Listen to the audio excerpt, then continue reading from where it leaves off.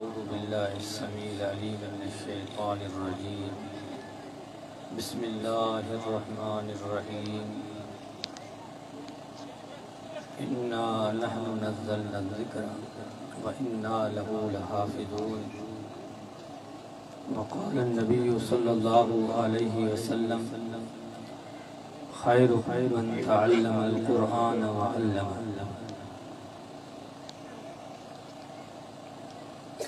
तमाम पसंदी हम्द व सना खां बाद में जनाब सामीन किराम मुआशरे के अंदर हालात खे ॾिठो वञे थो, माण्हुनि जे हालतुनि खे ॾिठो वञे थो, माण्हुनि जे मामलात खे ॾिठो वञे थो त इंसान हर तरफ़ां परेशानियुनि में मुब्तला नज़र अचे थो। किथे ॾिसो महांगाई जो अज़ाब, किथे बदअमनी जो अज़ाब। बहरहाल हर माण्हू पंहिंजे जाइ ते मसाइल जो शिकार नज़र अचे थो। ऐं जॾहिं असीं पंहिंजे कचहरियुनि में ख़ुसूसन ओताकनि में जॾहिं असां कचहरियूं कंदा आहियूं, उते इन मसले जो हल इहो ई ॿुधंदा आहियूं त फलाणे जी हुकूमत अचे, फलाणो असांजे मुल्क जो वज़ीर आज़म बणिजी वञे त मामलात सेट थी वेंदा। दोस्तो, अल्लाह रब्बुल आलमीन पंहिंजे कलाम पाक जे अंदरि ऐं पंहिंजे प्यारे पैगंबर सल्लल्लाहु अलैहि वसल्लम जिन जे फरामीन जे अंदरि हर सुवाल जो जवाब ॾिनो आहे। ही हेॾो अहम मसलो आहे, हेतिरी इंसानियत परेशान आहे त छा इन जो हल छा आहे? दोस्तो, हल ॾाढो आसान आहे, बशर्त असीं उनखे वठूं। सभ खां पहिरीं ॾिसूं त रसूलुल्लाह सल्लल्लाहु अलैहि वसल्लम जिन जे नबूवत खां अॻु मुआशरो केतिरे क़दर तबाही ते पहुतल हो, जो बाक़ायदा औलाद ज़ना ते फ़ख्र कयो वेंदो हो। अहिड़ो मुआशरो अल्हम्दुलिल्लाह अञा कोन थियो आहे असांजो। केतिरे क़दर ख़तरनाक मुआशरो, मुर्गीअ जे हिकु बेदे ते झगड़ा थींदा हुआ, समय जानियूं क़तल थी वेंदियूं हुयूं। जिनी बुराई ते फ़ख्र, छा मिसाल दी, छा मिसाल ॾियां। न्याणियूं ज़िंदा दरगोर करण वारो हिसाब ॾिसो छा थियो आहे उन मुआशरे में। पर उनजो हल कीअं कढियो, किथां थियो, दवा कहिड़ी इस्तेमाल थी। असांजो मुआशरो वरी बि अल्हम्दुलिल्लाह बहितर आहे। असां त अल्हम्दुलिल्लाह अल्लाह जी तौहीद बयान करियूं था, माण्हू असां लाइ गुल विछाइनि था। उहो दौर ॾिसो जॾहिं मुहम्मद रसूलुल्लाह सल्लल्लाहु अलैहि वसल्लम तौहीद जो ऐलान कयो त माण्हुनि पथर हया, माण्हुनि गुथा अल्फाज़ ॻाल्हाया। केतिरे क़दर मुआशरो ख़राब हो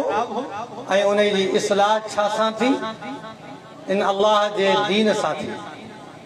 उन्हनि माण्हुनि अल्लाह जे क़ुरान ऐं प्यारे पैगंबर सल्लल्लाहु अलैहि वसल्लम जे फरामीन सां दिल लॻाई, पंहिंजूं ज़िंदगियूं इन मुताबिक़ बसर करण जी कोशिश कई। अल्लाह ताला उन मुआशरे खे अहिड़ो बणाए छॾियो जो ख़ैरुल क़ुरून, भले में भलो दौर। फितना मुंहिंजे दौर में असर न कंदा। मोहम्मद रसूलुल्लाह नुज़ूल उन्हनि जो थिए थो पर असर न थींदो। जे दज्जाल जहिड़ो अज़ीम फितनो मुंहिंजी ज़िंदगी में थी वञे, आउं मोहम्मद सल्लल्लाहु अकेलो काफ़ी आहियां। केॾो सुकून वारो दौर, ज़मीन मां खज़ानो निकिरे थो। उहो जे ज़मीन ख़रीद कई उन जे दौर में खज़ानो निकितो, उहो खणी पहिरें माण्हू खे ॾे पियो, अबा मूं तोखां ज़मीन वरिती आहे, खज़ानो कोन वरितो। हू चए थो न तुंहिंजी आहे, हू चए थो न तुंहिंजी आहे मिल्कियत। दौर ॾिसो, जॾहिं क़ुरान खे उन्हनि सीने सां लॻायो त अल्लाह ताला उन्हनि जे लाइ बरकतूं ॾेई छॾियूं। अजकल असी एक माँ पियो जा पुट पाण में जेतरी दुश्मनी रखूं था उन दौर जे रुगो अल मुस्लिम अखुल मुस्लिम जे रिश्ते ते तवज्जो ॾेईसो बकरीअ जो सिसोटो 7 घरनि तां चेंज थी वरी साॻे घर ते पहुतो छो जो इख्तिसारन बयान कयो पियो इल्म माशाअल्लाह गंज आहे अमल जी खोटाई आहे समझो अमल जी कमी आहे उन शइ ते नज़र रखो उन मुआशरे के ॾिसो जे क़ुरान और हदीस के सीने सां लॻायो उन माण्हूअ खे ॾिसो जंहिंजे मथां क़ुरान नाज़िल थियो उन मोहम्मद साहब जो मक़ाम केतिरे क़दर आला बणिजी वियो जीअं नबीअ ते ही कलाम नाज़िल थियो अल्लाह ताला उन जो मक़ाम अफ़ज़लुल अंबिया इमामुल अंबिया अल्लाह जी मखलूक जे अंदर अल्लाह नबियन के मकाम ॾिनो आहे उन नबियन वजा मुहम्मद रसूलुल्लाह सल्लल्लाहु अलैहि वसल्लम के इमामुल अंबिया अफजलुल अंबिया जो मकाम ऐं जे उम्मत जी रहनुमाई रहबरी जे लाइ ही कुरान नाज़िल थियो जे उम्मत इन कुरान के सीने सां लगायो इन कुरान सां प्यार कई पंहिंजे जिंदगी जा लैल नहार इन कुरान मुताबिक गुजारी उन उम्मत जी कामयाबी उनके केड़ो मकाम मिलियो कुंतुम खैरा उम्मत तमाम भले में भली उम्मत छो तवाजो मंशूर तवाजो मायार तामुरूना बिल मारूफ व तनहौना अनिल मुनकर तवाजी दावत नराली है तवाजो अमल नरालो है तवाजो मायार नरालो है तवाजो मंशूर नरालो है तंहिंजे करे अमी बेहतरीन उम्मत जे शइ जे मिलण जे करे असांजो मकाम वधी सके थो तो उन शइ जे छॾण जे करे मकाम किरी सके याद रखो जे महीने में ही कुरान मजीद मुकम्मल कयो वियो उन महीने जो मकाम रब्बुल आलमीन कुरान मजीद के अंदर फरमायो शहरु रमजान अल्लज़ी उन्ज़िला फ़ीहिल कुरान रमजान जे महीने में कुरान के नाज़िल किया रमजान जो मकाम उनमें नेकिन जो अजर केॾो आहे पाण सोचो पाण समझो जे नाज़िल थियण जे करे वो महीनो नरालो थियो उम्दा थियो आला थियो वो छो न उनके हासिल करण सां उनके मञण सां मकाम मिलंदो उन महीने जे अंदर जे रात जे अंदर यह शे मुकम्मल थी कुरान के रब्बुल आलमीन रमजान जे रात में मुकम्मल कयो उन रात जो मकाम भी आला थी बिस्मिल्लाहिर रहमानिर रहीम इन्ना अंज़लनाहु फी लैलतिल क़द्र वमा अदराका मा लैलतुल क़द्र बेशक असां इन कुरान मजीद के कदर वाली रात में नाज़िल कयो आहे तव्हां के केड़ी खबर इन रात जो मकाम छा है इन जो मर्तबो छा है लैलतुल क़द्र खैरुम मिन अल्फ शहर कदर वाली हिकड़ी रात 1000 महीनन का आला है अफसल है इको मामूली दर्जो कोने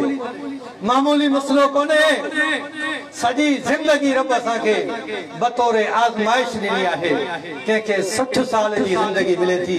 वो ॾाढो खुश नज़र अचे थो त आऊं जिंदगी जो वॾो हिस्सो गुज़ारे चुको आहियां जंहिंमें तक़रीबन 10-15 साल बचपने जा पोइ खणी सम्झ वारी जिंदगी जवानी जी 50-40 खां पोइ वरी कमज़ोरी वरी परेशानियूं पर असीं ख़ुशि थींदा आहियूं त जिंदगी जो वॾो हिस्सो असां गुज़ारियो आहे काफ़ी कुझु असां इबादतूं कयूं आहिनि लैलतुल क़द्र खैरुम मिन अल्फ शहर या हिकड़ी रात जिस रात में कुरान के मुकम्मल कयो वियो उन जो मकाम मर्तबो 1000 महीनन खां भी बेहतर आहे आला आहे 1000 महीना जे हुजे हा तब समझो तकरीबन 83 साल ऐं 8 महीना 83 साल ऐं 8 महीना ऐं अजकल 83 साल ऐं 8 महीना कलीलो नादर के माण्हू के जिंदगी मिले जे मिले थी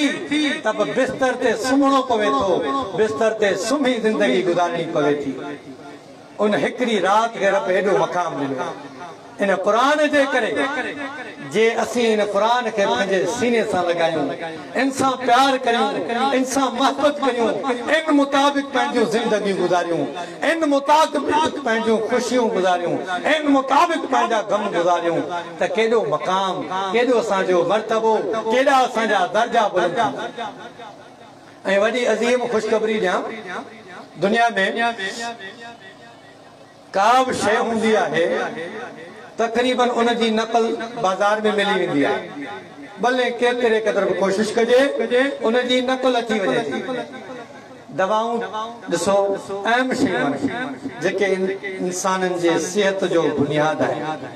पर अव्हां खे दवाउनि जे अंदरि बि नक़ल मिली वेंदो। पर रब्बुल आलमीन वनुनज़्ज़िलु मिनल क़ुरआनि मा हुवा शिफ़ाउ व रहमतुल लिल मुमिनीन। अव्हां खे रूहानी दवा खपे, जिस्मानी दवा खपे, जहिड़ी बि दवा खपे, मुआशरे खे सुधारणो आहे, मुआशरे खे बहितर बणाइणो आहे, रिज़्क़ जूं तंगियूं ख़तम कराइणियूं आहिनि, मुआशरे जी बदअमनी ख़तम कराइणी आहे। अल्लाह से इन क़ुरान में शिफ़ा रखी, क़ुरान में शिफ़ा रखी आहे कि इलाज है, चाहे रूहानी बीमारी हुजे, चाहे जिस्मानी बीमारी हुजे। फेणो रखरायूं था, कोन था रखरायूं, जिस्मानी बीमारी में भी शिफ़ा, रूहानी बीमारी में भी शिफ़ा। अल्लाहु अकबर। रब्बुल आलमीन जो निज़ाम ॾिसो, इन दवा जे अंदर असांजे इन रूहानी ऐं जिस्मानी इलाज जे अंदर रब्बुल आलमीन उहा अज़ीमत रखी छॾी, उहो बुनियादी उन जे सिहत जे हवाले सां बुनियादी मैन शयूं रखी छॾियूं जो इन्हनि में चेंजिंग वग़ैरह जो को जवाब ई कोन्हे, सुवाल ई पैदा नथो थी सघे जो इन में का चेंजिंग अची। क़ुरान मजीद जे अंदर कॾहिं खां चैलेंज हली रहिया आहिनि। कुल इन इज्तमाअतिल इंसु वल जिन्नु अला अन यअतू बिमिस्लि हादल क़ुरान। ऐ प्यारा पैगंबर ऐलान करे छॾ, ही दुनिया जे अंदर समझदार मखलूक ॿ आहे, मुकल्लिफ मखलूक ॿ आहिनि। लइन इज्तमाअतिल इंसु वल जिन्नु, ही जिन्न ऐं इंसान सभु गॾिजी वञनि। कमु कहिड़ो आहे, मामलो कहिड़ो आहे? अला अन यअतू बिमिस्लि हादल क़ुरान। इन क़ुरान जे मिसल ॿियो को कलाम, ॿियो को किताब आणे ॾेखारे। क़ुरान जे मिसल ॿियो को किताब आणे ॾेखारे। ला यअतून बिमिस्लिही वलौ कान बअदुहुम लिबअदिन ज़हीरा। ओ प्यारा पैगंबर दिल खोले चैलेंज ॾे, घबराइण जी ज़रूरत न आहे। ही ख़ालिक जो कलाम आहे, मखलूक जी बातिन आहे, मखलूक जे वस खां मामलो मथे आहे। अल्लाह खां अलावा बाक़ी जेको कुझु आहे सभु मखलूक आहे, मखलूक जी जाइ न आहे। ही ख़ालिक जो कलाम आहे। लैसा कमिस्लिही शै'उन वहुव समीउस ला यअतून बिमिस्लिही वलौ कान बअदुहुम लिबअदिन ज़हीरा। न आणे सघंदा अहिड़ो। हालांकि हींअर पाण में इख़्तिलाफ़ अथनि, भाउ भाउ सां कोन थो ॻाल्हाए, दोस्त दोस्त लाइ खॾो खोटियो वेठो आहे। हालांकि इहे सभु नफ़रतूं, इहे अदावतूं ख़तमु कनि, सभु पाण में मुत्तहिद थियनि, हिकु प्लेटफॉर्म ते इन मसइले में सचा थी बीह रहनि। वलौ कान बअदुहुम लिबअदिन ज़हीरा, हिक ॿिए जा सचाई सां मददगार छो न बणजनि, पोइ बि ला यअतून बिमिस्लिही न आणे सघंदा। अञा बि काफ़िरनि जा इल्ज़ाम, मुशरिकनि जा इल्ज़ाम ऐं मोहम्मद साहब कोई हथ सां घड़ियो आहे। अम यक़ूलून इफ्तरा कुल फातू बिअशरि सुवरिन मिन मिस्लिही मुफ्तरयातिन वदू मन इस्तताअतुम मिन दूनिल्लाह इन कुंतुम सादिक़ीन। ऐ प्यारा पैगंबर चैलेंज में कुछ रियायत ॾियो भला। अम यक़ूलून इफ्तरा, जे अमी चओ था त ही वाकई घड़ियल आहे, त पोइ जॾहिं अहिड़ो शख़्स जेको हक़ीक़त में अणपढ़ियो आहे ऐं तव्हांजे ॻाल्हियुनि मुताबिक़ तव्हीं उनखे कॾहिं जादूगर चओ था, तव्हीं उनखे कॾहिं चरियो चओ था, तव्हांजे कौल मुताबिक़ तव्हांजे ॻाल्हियुनि मुताबिक़ जॾहिं हू चरियो हू जादूगर अहिड़ी शइ घड़े सघे थो त पोइ तव्हीं त पंहिंजे पाण खे वॾा फसीहो बलीग सम्झो था, तव्हां पंहिंजे पाण खे अरबी जा माहिर सम्झो था, तव्हां शेर और शाइरी में वॾा मुक़ाबला रखो था। कुल फअतू बिअशरि सूवरिन मिन मिस्लिही, ऐ प्यारा पैगंबर ऐलान करे ॿुधाईनि त क़ुरान मजीद मंझां सिर्फ़ 10 सूरतूं 114 सूरतूं आहिनि, उन मंझां 104 सूरतूं साइड ते रखी करे सिर्फ़ 10 सूरतूं कुल फअतू बिअशरि सूवरिन मिन मिस्लिही मुफ्तरयात 10 सूरतूं क़ुरान जूं खणी उन जहिड़ियूं ॿियूं 10 सूरतूं घड़े त ॾेखारे।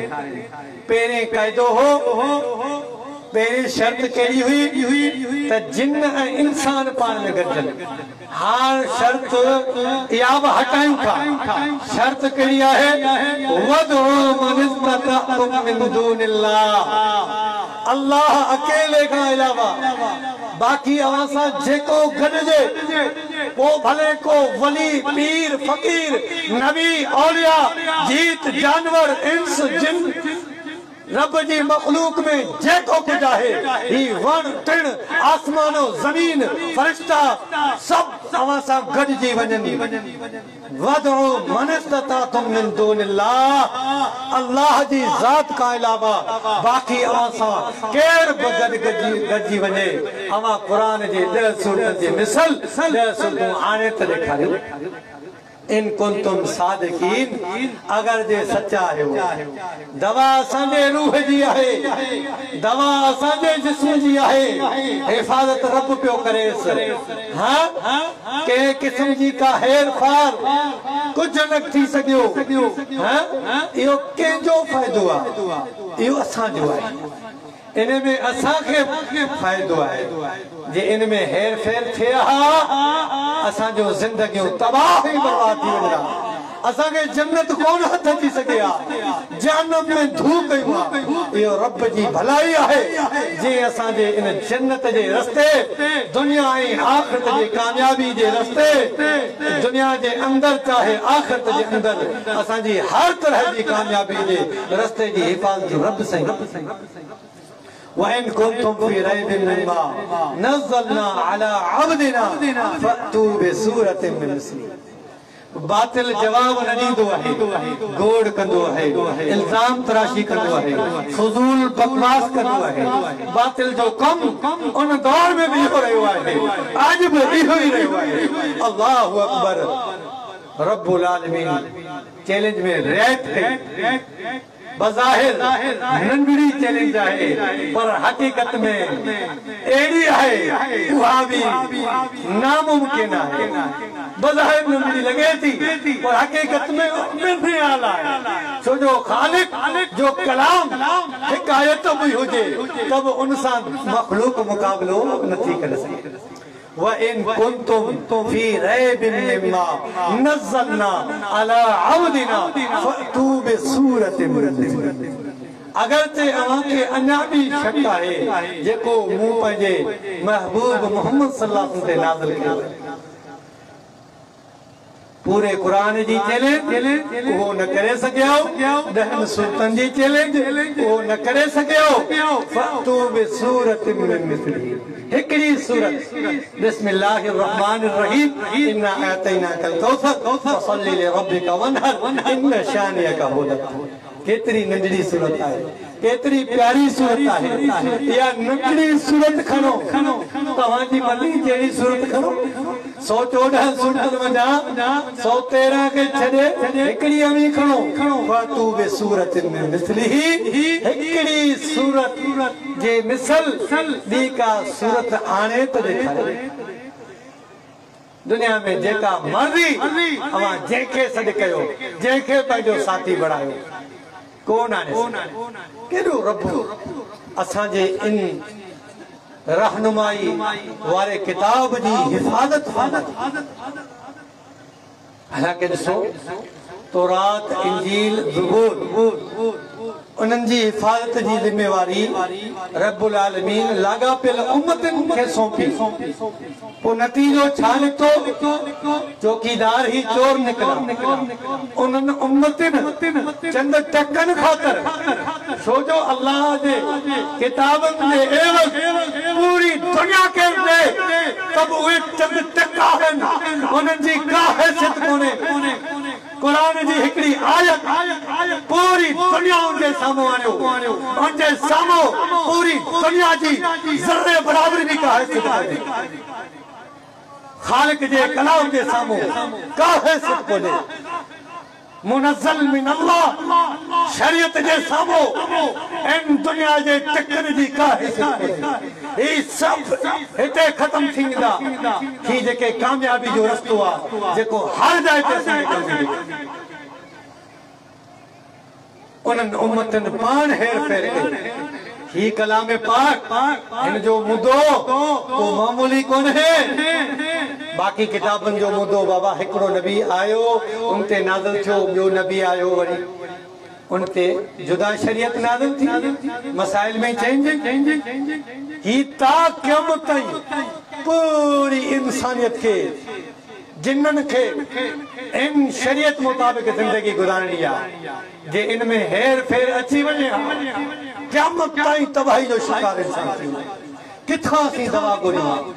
दवा में मिलावट थी वञे किथां असांजी सिहत खे शिफ़ा मिले किथां असांजे रूहानी बीमारियुनि खां असांखे शिफ़ा मिले इन्ना नहनु नज़्ज़लना ज़िक्र व इन्ना लहू लहाफ़िज़ून बेशक असां इन कुरान मजीद ज़िक्र मां मुराद कुरान शरीयत है असां इन ज़िक्र खे नाज़िल कयो आहे असांजी ज़िम्मेवारी आहे इन जी हिफ़ाज़त असीं बेवना अॼु ताईं ॾिसो दुनिया केतिरे क़दर में ज़ोर हणी सघे कंहिं क़िस्म जी कमी कंहिं क़िस्म जी का ज़्यादती न थी सघे न कमी न ज़्यादती असीं वरी ख़ुशि कजो त असां हिफ़ाज़त जो ज़िम्मो कोन खयो असीं बेवना आहियूं दोस्तो इहो बि कोन्हे रब्बुल आलमीन हेॾी नेमत असांखे नसीब कई आहे त पोइ हिफ़ाज़त जी ज़िम्मेदारी असां वटि न आहे ॿी ज़िम्मेवारी आहे उहा कहिड़ी जेका असांखे विसरी चुकी आहे तवजह ॾियो त अव्हांखे ॿुधाइजे उहा कहिड़ी ज़िम्मेवारी खोलियो क़ुरान सूरह अहज़ाब आख़िरी रुकू इन्ना अरज़नल अमानत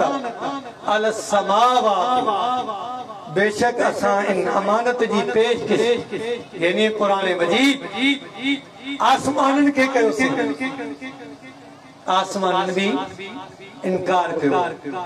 वल अर्ज़ पोइ उन जे मदे मुक़ाबिल ज़मीन आहे ज़मीन खे चयोसीं तूं ज़िम्मेवारी संभाल ज़मीन भी इनकार करे पोइ दुनिया में मज़बूत ये जबल ये पहाड़ वल जिबाल और जबल के जंसू अभी खरो फबैना यहमिलना सब ने इनकार करे वो अशफक़ मिन वो हमलहल इंसान याद रखो कुरान जे लफ़्ज़नि ते गौर कयो ऐ मुंहिंजा प्यारा साथियो पंहिंजी ज़िम्मेवारी जो एहसास रखो वो हमलहल इंसान इन जी ज़िम्मेवारी अमल जी ज़िम्मेवारी ऐ अल्लाह आऊं इन मुताबिक पंहिंजा लैलो नहार गुज़ारींदुसि ऐ अल्लाह आऊं पंहिंजूं ख़ुशियूं इन मुताबिक गुज़ारींदुसि ऐ अल्लाह आऊं पंहिंजा गम इन मुताबिक गुज़ारींदुसि वो हमलहल इंसान इहा ज़िम्मेवारी इंसान जी इन्नहु कान ज़लूमन जहूला अॻियां रब से ॿुधाए छॾियो बेशक इहो इंसान वॾो ज़ालिम आहे ऐं जाहिल यानी हेडी वडी जिम्मेवारी खई है उनके पुठियो बिठो आहे जण हिन जिम्मेवारी खई कोन पेरी ते पैसा के लेना पवन था सुख फिटल आहे ना हिन उधार सुधार करे पंहिंजी ज़बान ते सच्चा साबित छूटा केसा मुलाकात जो टाइम रखूं था के भी करे उते पहुंचूं था इन जिम्मेवारी जो एहसास कोने त असां इन ते अमल कंदा अल्लाह के दिसो बिल्कुल ये कुरान के जबलन दे मथा नाज़िल कजे हा तो उन जबलन सा छा पोजीशन थिया लौ अंज़लना हाज़ल कुरान अला जबलिन लरअयतहु खाशियम मुतसद्दिअम मिन खश्यतिल्लाह जबलन जने इनकार कयो अल्लाह ताला फरमायो अगर असी इन जबलन जे मथा इन कुरान के नाज़िल करे छडियो अमी पंहिंजे अखियुनि सां ॾिसो त उहे जबल इन रब जे खौफ खां टुकड़ा टुकड़ा थी वञा ज़रा ज़रा थी वञा जी जिम्मेवारी दे वजन जे करे ये जबल ज़रा ज़रा थिया हुआ असां इंसानन के परवाही नज़र नथी अचे असां जे दिल जी ताकत छा आहे जंहिंजो वजन पाव खां ॾेढ पाव गर्मी लगे तब हमरा मरियो सीअ लगे तब हमरा सुकियो हां कहिड़ी हैसियत असां जे दिल जी खुशी थोड़ी वधीक थी वञे तब मरी थो वञे अटैक थी वञे तो को गम दुखो रसी थो वञे तब अटैक थी वञे तो हैसियत छा है असां जे दिल जी उनजो पावर छा है उनजो वजन छा है ऐं केॾी अज़ीम जिम्मेदारी जे साम्हूं मुक़ाबलो करे बीठल आहे अल्लाह जो क़ुरान चवे थो खुशी ही गुज़ार असां जी दिल चवे थी हीअं कोन कंदासीं अल्लाह जो क़ुरान चवे थो पंहिंजा गम हीअं गुज़ार असां जी दिल चवे थी असां पंहिंजा रस्म रिवाज कोन छॾींदासीं छा आहे असां जे दिल जी हैसियत केड़ी असांजी ज़रूरत आहे अल्लाह जे शरीयत जे साम्हूं पंहिंजे ॻाल्हियूं रखंदी या असांजे रस्मो रवाजनि जी कहिड़ी हैसियत आहे अल्लाह जे क़ुरान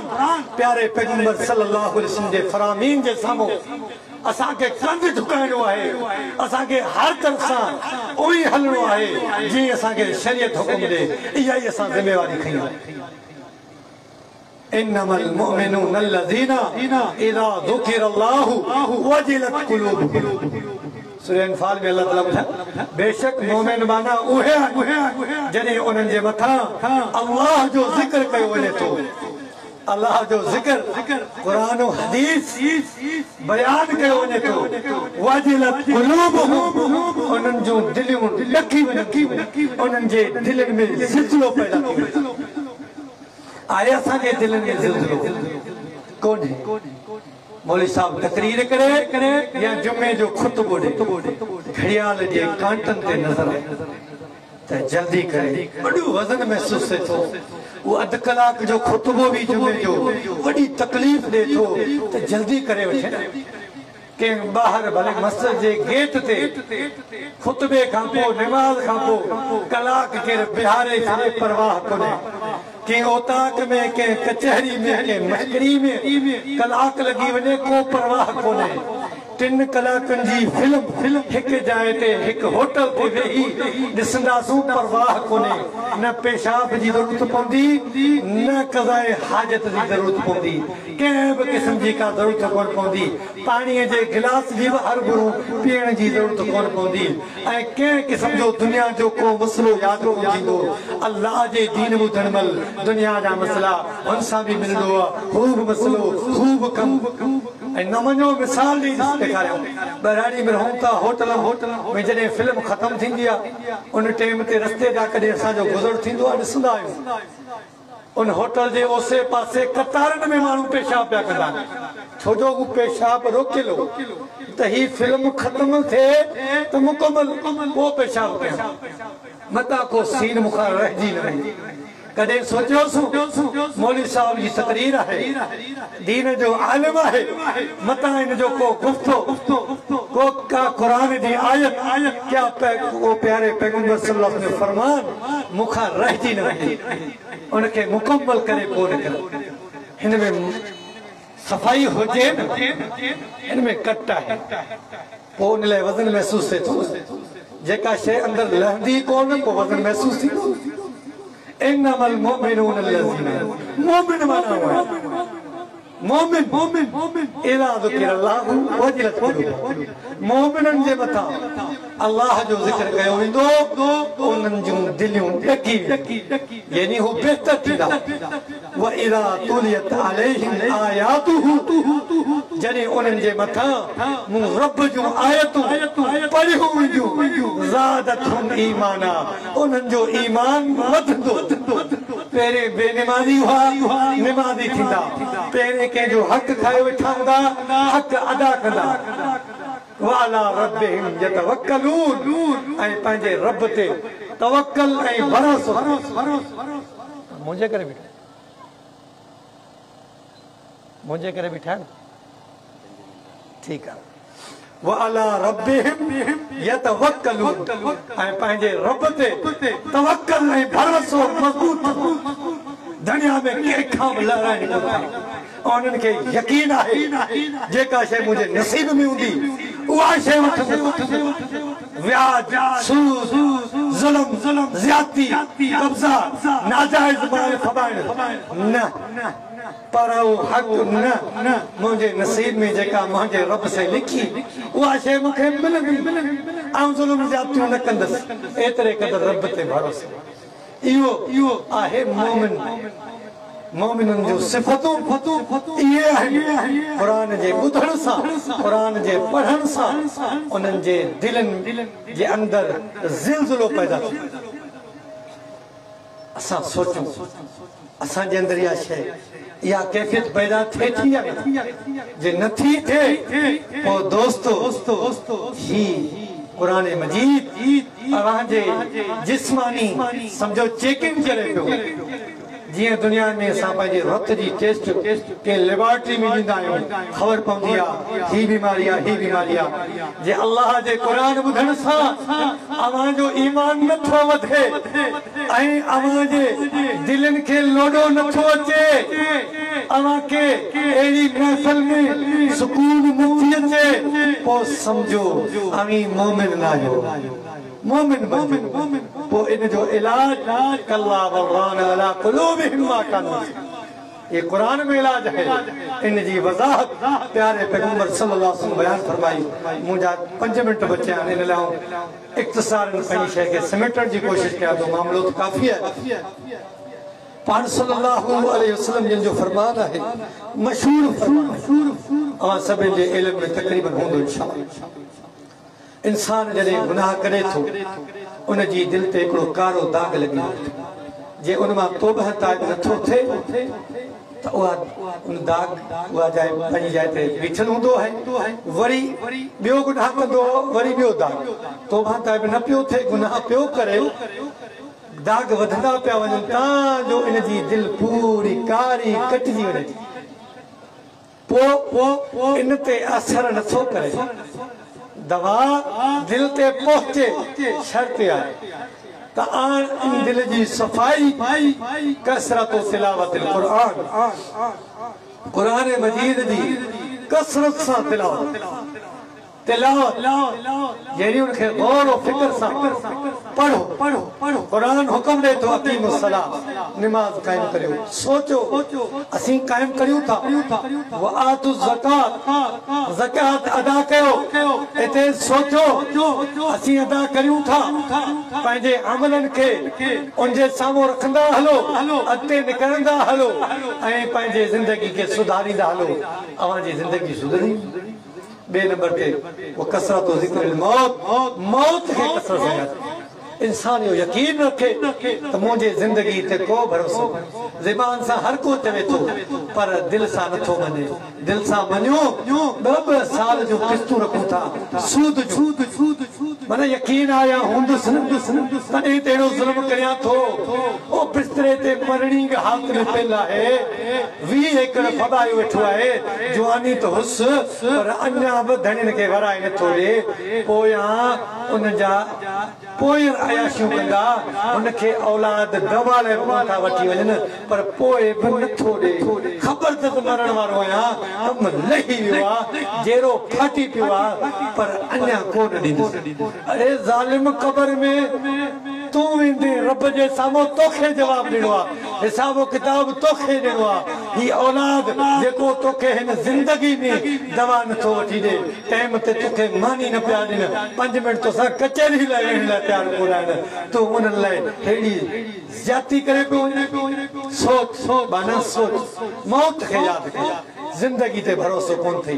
मरण खां पोइ हिसाब किताब थी इन ते यकीन न कर ऐं सम्झां थो इंशाअल्लाह ज़ुल्म ज़्यादतियूं ख़त्म करे छॾंदी भलाई आख़िरी ॻाल्हि कयां छो जो मुंहिंजी इब्तिदा हुई त मुआशिरे जे अंदरि जेके बि तबाहियूं बुरायूं उन्हनि सभिनि जो इलाज असांखे मटणो असांजो अमल मटाइणो अल्लाह ऐं उनजे रसूल सां जे हुकमनि मुताबिक़ ज़िंदगी गुज़ारी जे न गुज़ारींदासूं पोइ सदो ऐं सभ खां वॾी मुआशिरे जे अंदरि जेका मेन तबाही हूंदी आहे जंहिंखां बाक़ी तबाहियूं वजूद में अचनि थियूं मईशत जी तबाही मईशत जंहिंजे तबाह थी वञे पोइ उहो मुआशिरो ज़ुल्म ऐं ज़्यादती जो मर्कज़ बणिजी वञे एतिरे क़दुरु जो का माउ जीजल पंहिंजे बचड़े खे बि कुड़ी करे खाइण लाइ तयारु बणिजी वञे बमन आरद अन ज़िक्री आख़िरी आयत अथव गौर सां ॿुधो बमन आरद अन ज़िक्री फ़इन्न लहू मईशतन ज़ंका जीअं मुंहिंजे ज़िक्र खां मुंहुं मोड़ियो ज़िक्र मां मुराद अल्लाह जो क़ुरान अल्लाह जी शरीयत बमन आरद अन ज़िक्री यादि रखो ऐं दुनिया जा इंसानो ऐं जिनो जीअं मूं रब जे ज़िक्र खां मुंहुं मोड़ियो पोइ भले दुनिया में हिसाब किताब जो माहिर हुजे साईं हीअं मईशत ठाहे वेंदुसि हीअं बजेट पेश कंदुसि हीअं करे छॾींदुसि हूअं करे छॾींदुसि इहे सभु तुंहिंजा कूड़ा दिलासा कॾहिं कोन मामिलो हल थींदो ये मईशत खालिक खां मंज़ूर थींदी आहे इहा अमलनि जे बुनियाद ते मंज़ूर थींदी आहे कंहिं दुनिया जे कंहिं टके कंहिं माण्हूअ जे वस जी ॻाल्हि कोन्हे हीअ खालिक जो कमु आहे मख़लूक जी ॻाल्हि कोन्हे उमर रज़ी अल्लाह ताला वटि कहिड़ो माहिर हो केतिरा सादा हुआ उन्हनि जा साथी को कालीन मां गुज़रे त तलवार सां कालीन खे कटींदो पियो वञे सादा माण्हू सादा कपिड़ा सादो लिबास सादो अंदाज़ सादो खाधो सादो उथणो सादो वेहण कहिड़ी दुनिया जी माहिरी हुई माहिरी इहा हुई जो उन्हनि अल्लाह जी शरीयत सां दिलि लॻायो सीनो लॻायो उन अल्लाह जी शरीयत खे पंहिंजे सीने जो सूर सम्झो पंहिंजे मुआशिरे जो मर्कज़ सम्झो पोइ रब जे तरफ़ां कामयाबियूं मिलियूं ऐं जेके अल्लाह जी शरीयत खां दूर थियनि चाहे हुक्मरान हुजनि चाहे आवाम हुजे वमन आरद अन ज़िक्री जेको मुंहिंजी शरीयत खां मुंहुं मोड़ींदो उनखे सभ खां पहिरीं सज़ा फ़इन्न लहू मईशतन ज़ंका सब खां पहिरीं उनजी मईशत तंग कंदुसि 1.5 लाख रुपया पगार आहे कोई बि पूरियत नथी थिए 15 तारीख़ खां पोइ भला उधारा पियो खणे किथे ॾिसंदो खंधो रहियल आहे हिन भेरे हिनखे ॾिनई हू रहिजी वियो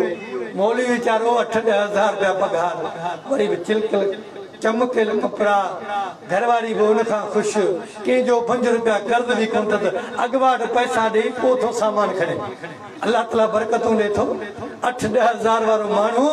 हुन ते कॾहिं बिल को रहियल आहे कंहिंजो रहियल कंहिं मौलवी ते पर दुनियादार केतिरा आहिनि उन्हनि ते अलाए छा रहियल आहे लाखों रुपया वापदा जा बिल दुकानदारनि जा बिल छा ॿुधायां अलाए कहिड़ी पोज़ीशन आहे ओ रब जे दीन खां दूरी जूं सलाहूं अथव पोइ 1.5 लाख छो न 1.5 करोड़ हुजे कॾहिं बि पूरियत कान थींदी कॾहिं बि बचा राज़ी कोन थींदा फ़इन्न लहू मईशतन ज़ंका मईशत ऐं सिर्फ़ मईशत जी तंगी कोन अथव हिते बस सूर आखिरत में बस सूर वनहशुरुहु यौमल क़ियामत आमा। अल्लाह ताला फरमायो दुनिया में भी तंग आई आखिरत में जरिए कब्रन मां उथारींदो सान महशर जे मैदान में उन्हनि खे आऊं जमा कंदुसि अंधो करे उथारींदुसि। सवाल कंदा काल रब्बी लिमा हशरतनी आमा। ऐ मुंहिंजा प्यारा रब अॼु छो मूंखे अंधो करे उथारियो थी। वक़द कुंतो बसीरा ऐं दुनिया में वॾी बसारत वारो मूंखे वॾी बसीरत हासिल हुई वॾा तजुर्बा हुआ ऐं तूं माण्हुनि खे मशवरा ॾींदोसि हिन कुंड ते प्लाट वठ ही कार्नर अथई हींअर 20 लखनि में मिलनी पियो 5 सालनि खां पोइ ही 10 करोड़ जो थी वेंदी ऐं एतिरे क़दुरु तजुर्बे जो माहिर हुउसि। माण्हू मूंखां मशवरा कंदा हुआ ऐं मुंहिंजे मशवरे जी फीस हूंदी। वॾा तजुर्बा हुआ मूंखे ऐं जंहिंखे मशवरो ॾींदोसि उहो दुनिया में मालामाल थींदो हो। मूंखे एॾो तजुर्बो हो जो दुनिया में जो अमीर तरीन मानी में शुमार थींदो हो। वक़द कुंतो बसीरा ओ अल्लाह ऐं दुनिया में वॾी बसीरत वारो हुउसि वॾो माहिर हुउसि। अल्लाह ताला जवाब ॾिनसि काल कज़ालिका तत्का आयातुना। ओ बहना तू बसीरत वारो हुई होशियार हुई दाना हुई तो वटि मुंहिंजूं आयतूं कोन आयूं तो वटि कामयाबी जो राज़ कोन आयो। राज कहिड़ो जेको रब क़ुरान में बयान कयो फमन ज़ुहज़िहा अनिन नार व उदखिलल जन्नत फ़क़द फ़ाज़। जेके शख्स जहन्नम मां निजात पाती जन्नत में उनजी दाख़िला थी कामयाब उहो तेसी कोशिश करे भलाई जन्नत में पैर रखे पोइ थधो साह खणे त हाणे कामयाब थी तेसी का ख़बर कोन्हे केरु कामयाब तोखे कामयाबी जो राज कोन ॿुधायो। फनसीता तो इन राज़न के इन आयतन के इन कामयाबी जे अजीम हुक्मन के फनसीता तो विसारे तोखे ॿुधायो कोन मम बना लिल्लाहि मस्जिदन बनल्लाहु लहु बैतन। अल्लाह जो घर जमीन ते तैयार कर जन्नत में रब तुंहिंजे लाइ घर तैयार कर। छा ॿुधाए छा ॿुधाए हज़ारों लाखों ऐलान आहिनि रुगो बानो दिलचस्पी रखे एॾा अचे दिल खे वठी अचे दिल खे लॻाए दिल खे हाज़िर करे क़ुरान हदीस जा हुकुम ॿुधे सच पुछो वॾियूं स्कीमूं सूरह इख़लास हिकु चकर पढ़ो 10 सिफ़ार जे पढ़ अलाए छा आहे। मुंहिंजो वक़्तु मुकमल थी वियो मौज़ू बि काफ़ी रहियला मुकमल करण जी कोशिशि कयां थो। आख़िरी ॻाल्हि बि थो कयां काल कज़ालिका तत्का आयातुना फनसीतहा। बाना तो वटि दुनिया में मुंहिंजूं आयतूं आयूं उन्हनि खे दुनिया में तो विसारियो तो ठुकरायो व कज़ालिकल यौम तुनसा। ओ बाना अॼु मूं रब तोखे विसारियो। दोस्तो ई न हुजे जो अहिड़ो ऐलान क़यामत वारे ॾींहुं असांजे लाइ न थिए। रब खां रहम करो अल्लाह ताला अहिड़ी ज़िंदगी असांखे पनाह ॾे असांखे रब्बुल आलमीन भलाई वारी ज़िंदगी अता करे दुनिया में ज़िंदा हुजूं त असांजे सीने जी सूंह असांजे मुआशरे जी सूंह असांजे अमलनि जी सूंह अल्लाह जी शरीयत क़ुरान हदीस हुजे ऐं हितां वञूं त रब्बुल आलमीन इन जे बरकतुनि सां असांखे कामयाब करे पंहिंजे फज़ल सां असांखे फैज़याब करे ऐं असांखे आख़िरत में ख़ुशख़बरी ॾे हिते बि ख़ुशख़बरी ॾे। रब्बना आतिना फ़िद दुनिया हसना व फ़िल आख़िरति हसना व क़िना अज़ाबन्नार व आख़िरु दअवाना अनिल हम्दुलिल्लाह।